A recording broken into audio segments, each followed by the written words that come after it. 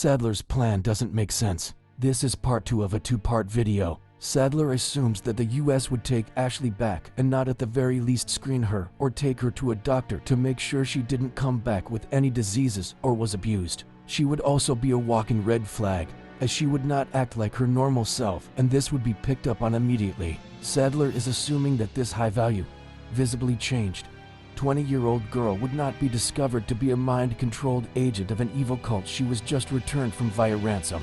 Another aspect of Sadler's plan that was never going to work. A cult, mind you, that US knows exists would not at the very least give her a checkup or x-ray. If Sadler's plan went through, it would most likely go like this. A mind-controlled Ashley is delivered to the government and returned to her father, who is relieved to have his daughter back. However, as soon as she's brought back, she is acting strange and unlike herself.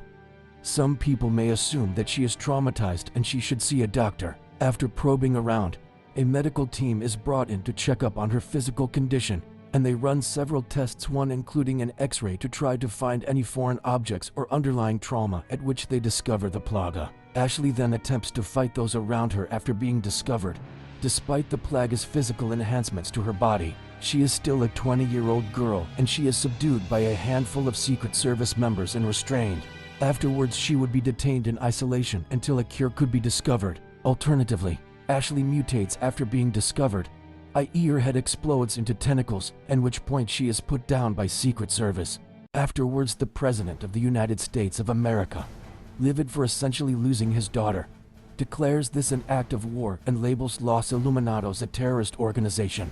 This leads to ground troops being deployed within Spain and launching a full-fledged assault against the cult. Even with the power of Las Plagas, Sadler wouldn't be able to stand up to the unrelenting barrage of Predator drone strikes and fire teams taking siege of the region.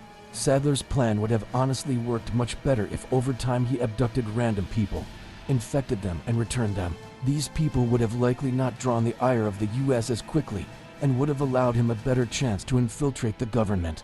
In the end, Sadler based his plan off of stereotypical American ignorance, which was full of nothing but assumptions. His arrogance would ultimately be the cult's undoing, and he would be killed by a team of special operations soldiers specifically trained to fight against things such as Sadler. For a cult-leading super genius, Sadler really dropped the ball on this plan.